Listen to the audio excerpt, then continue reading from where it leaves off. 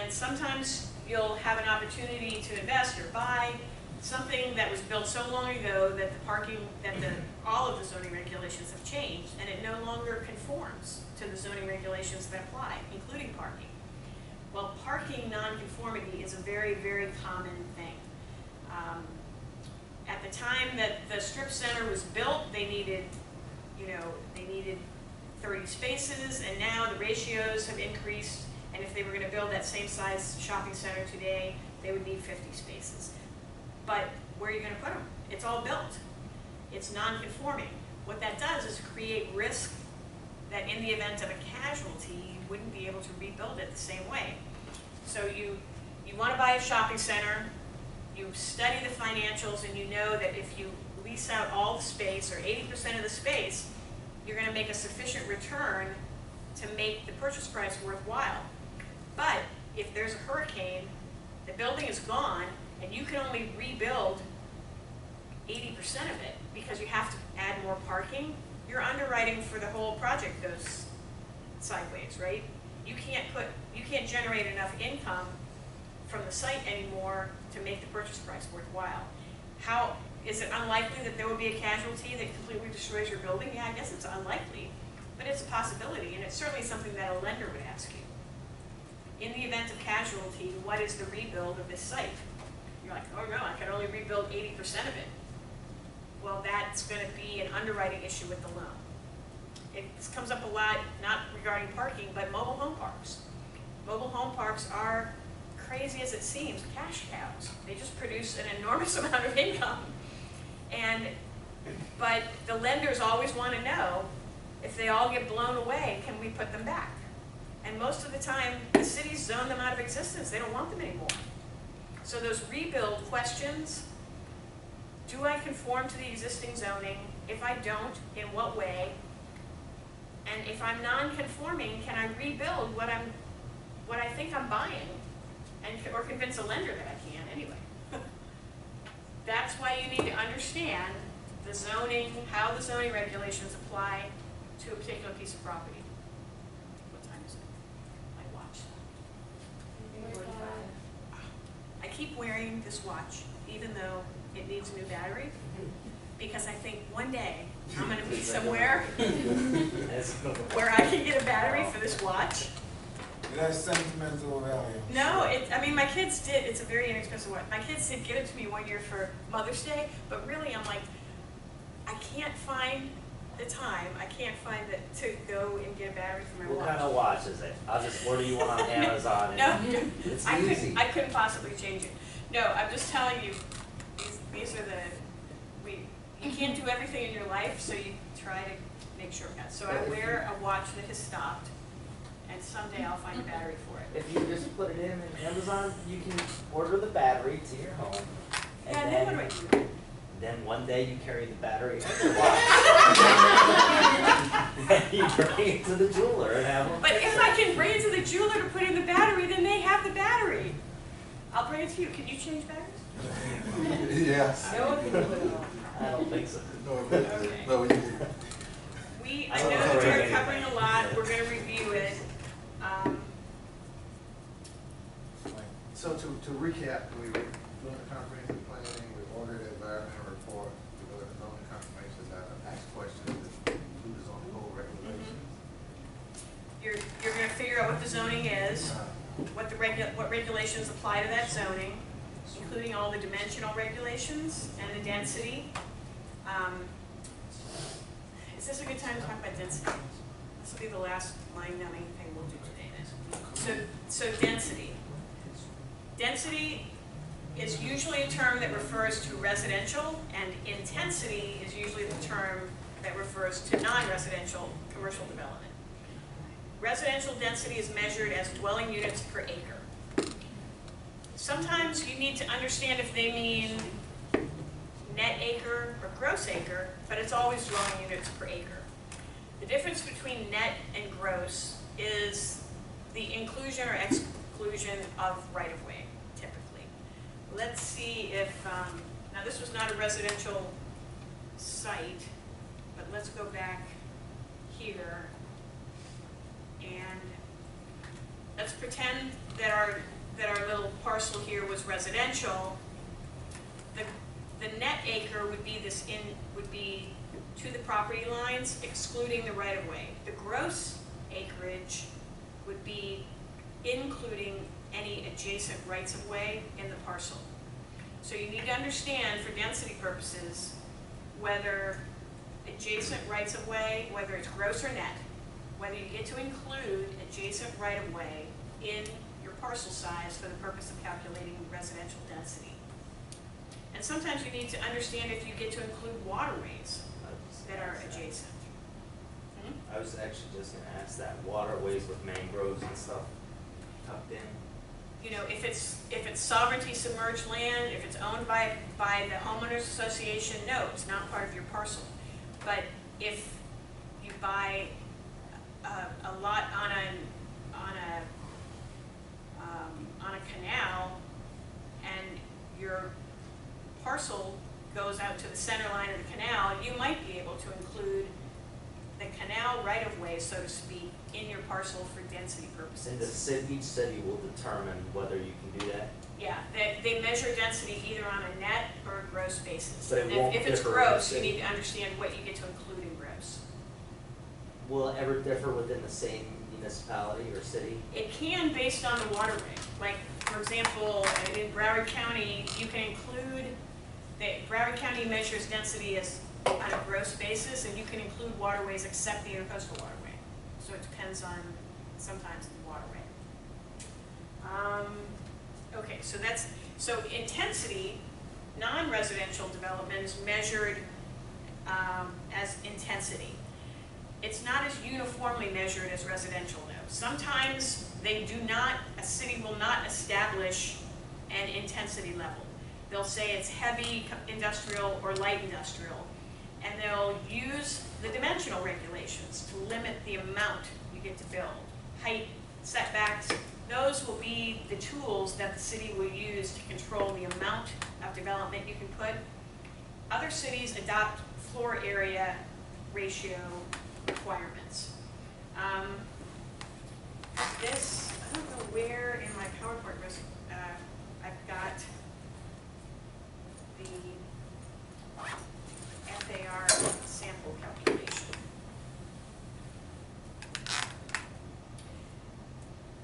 Next time we will do a floor area ratio. It's like the square footage of total building over the square footage of the area. But the thing you have to be careful is you have to measure in a multi-story building. It's all the square footage, not the footprint of the building, but all the square footage in the building. We'll do an FAR calculation next time. So, but they're really super easy, and if you just do a Google search for FAR calculation, it shows you how to do it. I'm serious. I mean, I went to law school because I was promised there would be no math, and even I can handle FAR calculations. Let's see. What do we do? Let me do a Google search. I'll show you what I mean.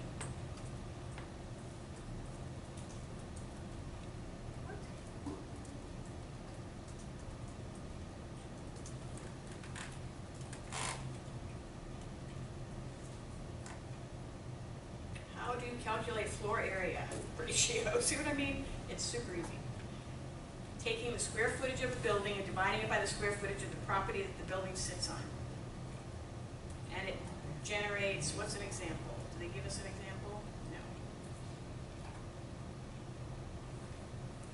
Back to an example, FAR.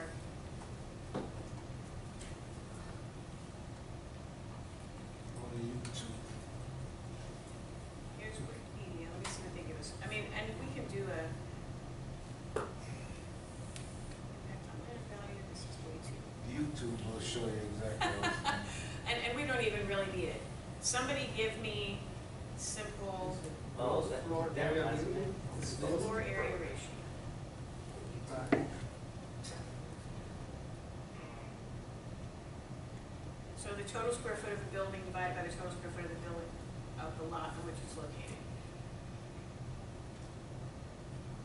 So if you have a 5,000 square footprint building that has 2 levels, you have 10,000 total building square foot, and And if you have it on an acre, 43,560, somebody calculate, what's the FAR? So we've got 10,000, we've got 10,000 building square feet, because we've got a 5,000 square foot footprint in 2 levels, 10,000 square feet, divided by 23%. 43,560. Okay, so that's the FAR, 0.23. Now, let's think about a big, tall office building. Okay, so it has a floor plate of 50,000 feet, 50,000 square feet, times 12 levels, 600,000 square feet, and it's on half an acre.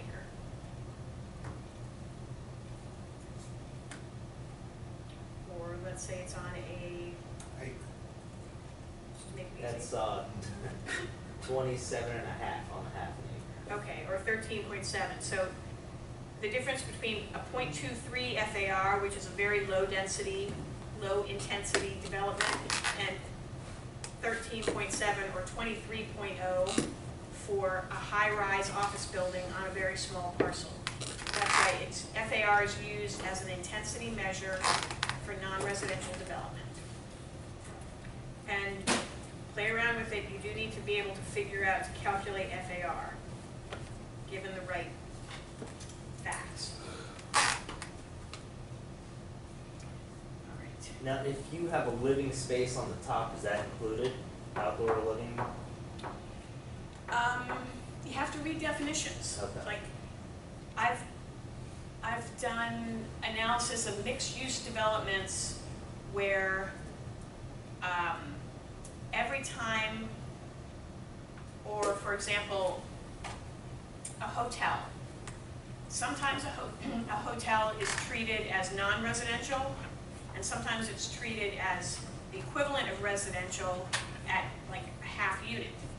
So for intensity purposes, I need to understand which measure, which type I'm using. And if a parcel has both a hotel and residence, how do I calculate the maximum density? Hotel rooms by density plus residential units by density, or do I have to calculate the hotel by non-residential FAR? And is it independent of the residential units? You need to read the definitions that apply to your analysis to understand.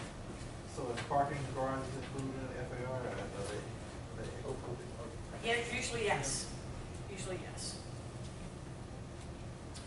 Okay, last thing. So another, we covered some of the things we'll find in zoning ordinances that we need to analyze to understand a project or a proposed project. All those dimensional and bulk regulations, the requirements for parking and loading. I didn't really touch on loading, but commercial developments usually need loading zones too, so you have to make space for them. And then architectural and design reviews. More and more cities are including aesthetic and architectural review requirements and design guidelines into the entitlement process. It can create risk because it brings discretion to the review process that you can have a hard time controlling. Sometimes it's just not what you want to build. You know, Coral Springs was famous in the 70s for introducing sign regulations and building regulations that had aesthetic standards, and it was like a big hairy deal that McDonald's couldn't put up its golden arches in Coral Springs 30 years ago. Well, it happens in Coconut Creek that like the signage is really high in all the city. Yeah, it's very minimalistic, and yeah. I mean, Boca Raton is the same thing, very high degree of aesthetic regulations. But you need to understand it, because if you're targeting a tenant for whom that kind of signage is critical, then you may not be able to have a McDonald's or a Wawa or whatever it is that you want to have on your site if the sign regulations are not going to allow the standard box And how you deal that with that? tenant wants. How you deal with that? Variances. Next time we will cover planned developments and variances as ways to flex these standards to suit your project. Design review and architectural appearance boards may be formed of qualified professionals and become an additional step in the process. You have to diligence and learn what the city wants to see in a project when they do this kind of aesthetic review. Sometimes they have a specific architectural style, and you can't, and they just won't budge. And you need to know how it's going to affect your project. So the McDonald's with the one arch, that's, Is is that old? That's the original. Is that the original? I thought they always had two. They usually had. Which one are you talking about? There's a couple of them in Fort Lauderdale where there's one golden arch. Oh, really? Yeah. Next to Bentley dealership on Sunrise, there's one arch. On Federal, there's one with,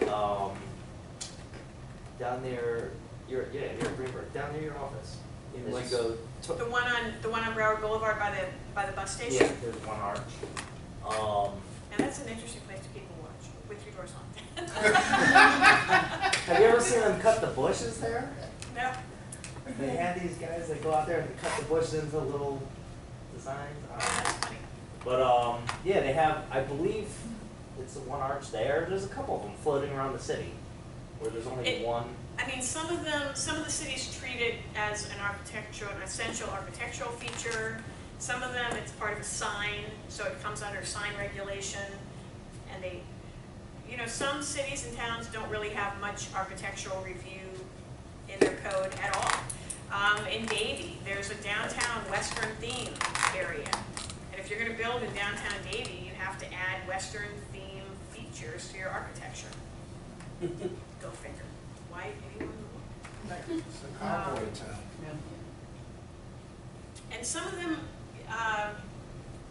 some of them can be very, very opinionated to deal with. Some of them are competent, and some of the members of these boards are less competent.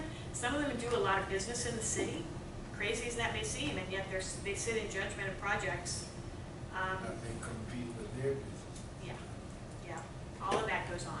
And it's really it's a softer, I mean softer, it's a more amorphous side of doing diligence than looking at the code.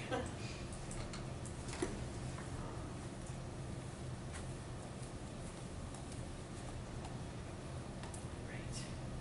Okay, we're not going to get into variances today. We're going to do, next time we'll do a lot of review of this because we've covered a lot.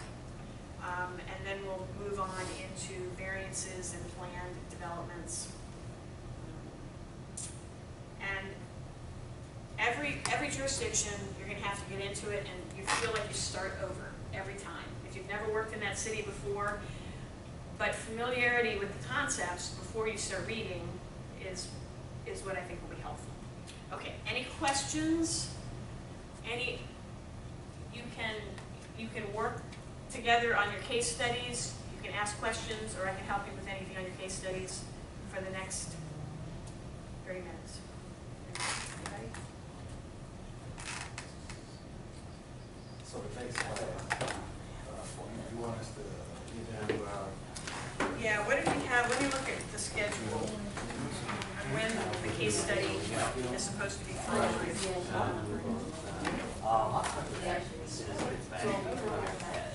I'll WhatsApp him because he's down there, but I believe his phone's off. Even though Mexico. If you identify a site that you'd like me to approve, send me an email. And send me enough information for me to know that it meets, that it meets the requirements. That's why you go there. Okay, you don't have to have a whole case study down, obviously, but if you just send me an address or you just send me a tax polling number, I'm not gonna know that it involved a site plan and a rezone. What? I won't say That's probably fine, yeah. It's Do you guys have a question? Professor, yeah. The cases, the due date is that at the end of the term, correct? The case study? The case study will be due on September 24th. September 24th. Okay, September 24th, the case study will be due, they'll start making presentations then. Do you have office hours or just email? Just email me. If we need to, we can set for a conference call, or Yeah. you guys can come to my office. I know it's a pain to come downtown, but that's where my office hours are, not any place here. Oh, you're talking general project? Yeah, I mean, if you need to have a meeting on a project, Oh. I'd rather handle as much by email and phone call as we can. Do you use Slack or no? Do I use what? Slack.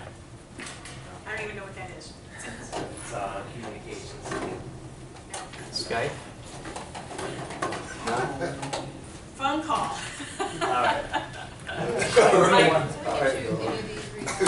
My office number and my cell phone number are available on this. So And you're gonna upload the slides, right? I am, probably not until we finish this slide. Probably after the next class, I will upload 2 PowerPoint presentations. Okay. Is the first one uploaded? Because I No, can't. I haven't sent a link yet. Okay. It's hard to write it all and absorb it, so I usually read the. If,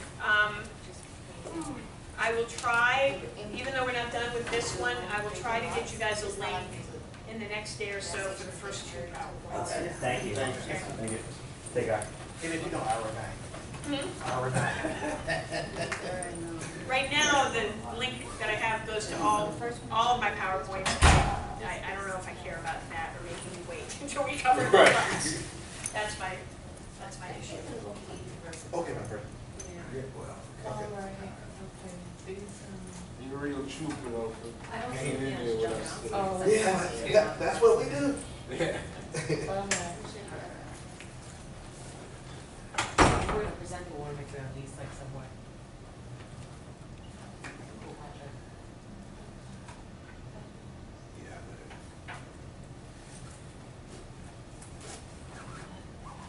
where you gonna go? Go to Pennsylvania? So I'm gonna see if the one that, And a gas station, like environmental things going on around. yeah, they have to get a lot of the address should be. Yeah, but it's the direction. Where's the location of it? Is it in New York? No, that one is just talking about the ones that are coming to West Palm Beach. And there's some that's coming out to Brandon, Florida, which is pretty much Tampa. So, I'm gonna see if that has to be resolved.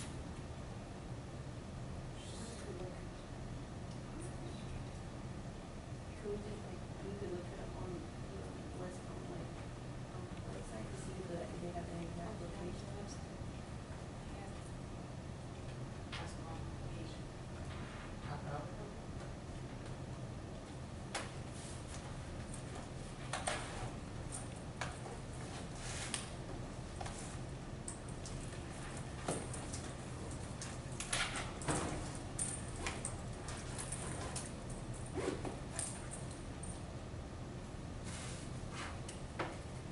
So it says,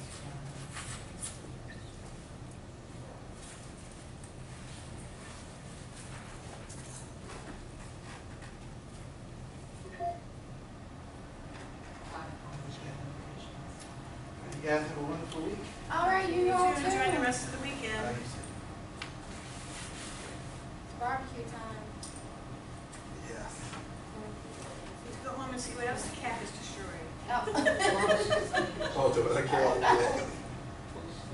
You need to take your cat to therapy. They have programs for that. Yeah. I need to call a cat whisperer. Yeah, we had a chimpanzee used to do that. Seriously? You have a Yeah, chimpanzee? Ted- Yeah, Ted These are the Curtis. story number. Oh Yeah, my that's goodness. when it was in Africa.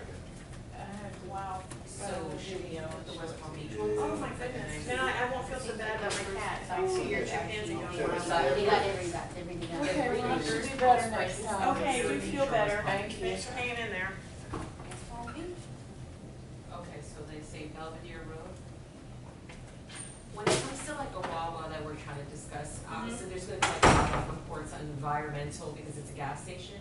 And on top of that, there's gonna be some new zoning requirements because of, I mean, there may be a lot of like Yeah. stuff related. A to gas it. station is one of those that generates special Stuff. requirements frequently. Okay, so it's Belvedere.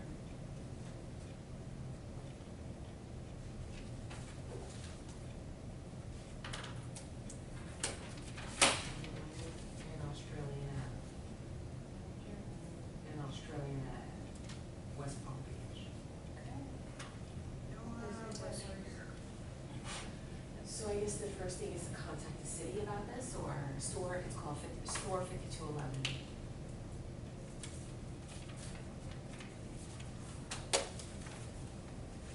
And to look at like the planning and the building code and everything would be another thing. Well, we would involve the website for what, Okay. we can start there, and then I'll pull together some information and see if it's been rezoned and all. I mean, it says that it has, but we don't. Yeah, cause that was the West Palm one was like the first location we're actually breaking ground on right now with all the articles that said.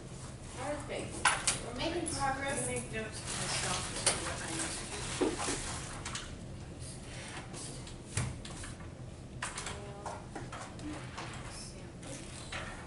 See you later. All right, take Yeah, care. see you all next week.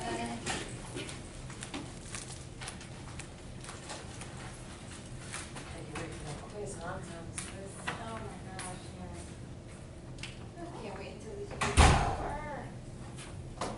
Now, where are you guys in the program again? I know I asked at the beginning, but I don't remember. I just, You just first started. semester.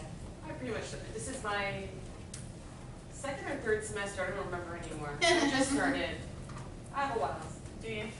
How many, you take 2 classes at a time? Yeah. I have a little boy and two schools, and it just, I can come like more, you know, I How don't. old's your little boy? He's 8. He's starting 3rd grade this year. That's a super Bye. fun age. Everything's about, have a good one. Everything this year so far has been about his girlfriends they're picking and stuff. And how one friend was told to ask this friend about that. He's got more play dates and more social life than I could even. Well, as I remember, but they still, you know, 3rd, 4th grade, they still think you're like the best thing ever, even though they're getting social. I'm so scared of that because it's just me and him, like him and his dad, we separated. Yeah, And it's just, I'm seeing that he's becoming independent already. becoming what? More independent, like he's organizing his own play dates. Like today's play date, he totally organized himself. That's great. I know. It But at the is. same time, it's like, I gotta go get a life now, you know, so that's back in school, you know. But he's amazing. He was born extremely premature. He was only 1 pound, like Oh my 16 goodness. ounces, 23 weeker. I know, so he's like one of those miracle children altogether. And he was a twin, he outlived his twin brother, you know, it was a whole thing for him. So I've just been so protective, and now it's like he's kind of like, Mom, you know, he's fencing, he's playing soccer, he's at North Broward Preparatory, he's at a 4th grade level in 3rd grade. He's learning all different kind of languages. That's great. He starts Hebrew school in a week, you know, like he's all over the place. That's great though. I Because know. really, But I gotta let go, you know? we want to raise adults someday, not just good kids. You know, the purpose is to He's gonna be have a head of household one day. responsible adults. Exactly. So that independence is important to it. I guess I should turn this off.